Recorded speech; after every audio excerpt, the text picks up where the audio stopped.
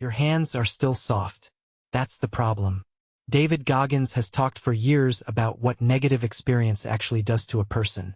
It calluses the mind, not scars it, calluses it. A callus doesn't form because you protected the skin. It forms because you didn't, and the skin adapted anyway. You've been protecting yours. Here's what you've been doing instead of building the callus. Managing the discomfort down to zero before it ever reaches you. Goggins names the exact trade you keep making.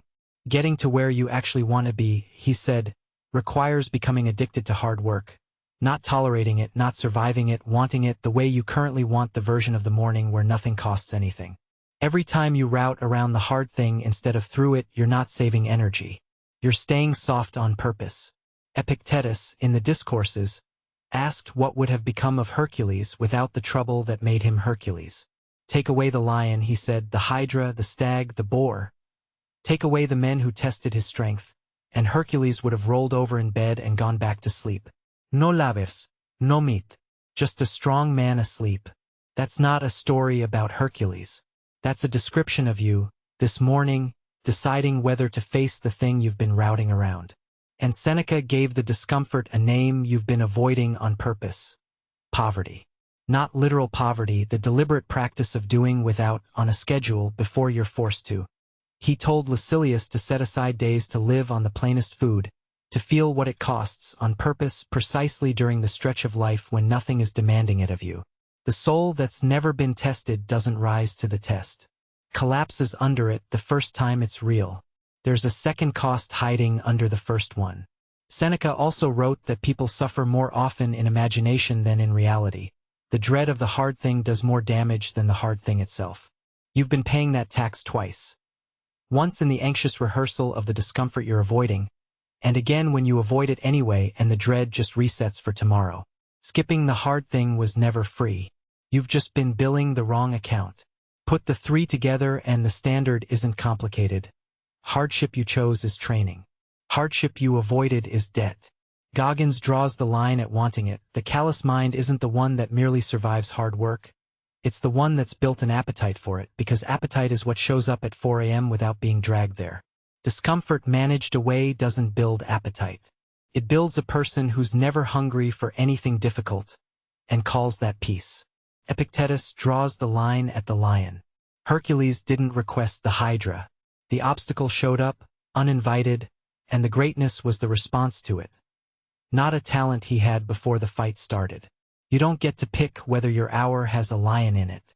You get to pick whether you roll over or stand up. Seneca draws the line at timing. Toughen the soul, he wrote, against reverses in the middle of good fortune's favors, not after the favors run out. Waiting for hardship to arrive on its own before you practice for it isn't caution. It's the exact soft-handed habit both Goggins and Epictetus are describing from opposite centuries. Notice what none of the three are offering you. A guarantee that the hard thing will feel good once you're in it. It won't. That's not the promise. The promise is narrower and colder, that the version of you who chose the discomfort on a normal Tuesday, for no emergency and no audience, is the version who doesn't fold the day the emergency is real. None of the three are talking about suffering for its own sake. Goggins isn't glorifying pain. He's naming what pain, chosen on purpose, produces.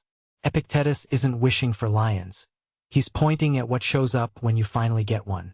Seneca isn't recommending poverty. He's recommending you already know what it costs before it costs you everything. The callous, the lion, the deliberate discomfort, three names for the same decision, made before you needed to make it. Today you will choose one thing that costs you something, physically, professionally, or in a conversation you've been avoiding, and you will do it before the day gives you permission.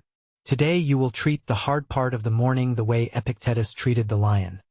Not an interruption to the plan, the entire reason the plan matters. Today you will practice the discomfort on purpose in a small dose on your own schedule, the plain meal, the cold room, the harder set, while nothing is forcing your hand, so your hand is already trained when something finally does. Today you will notice the dread before the task and do the task anyway, because the dread was always going to be worse than the work.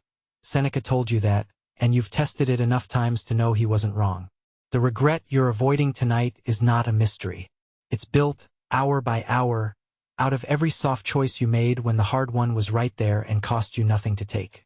Your hands don't callous by accident. They callous because you kept showing up to the thing that hurt on purpose, long after it would have been easier to stop. Win before they wake.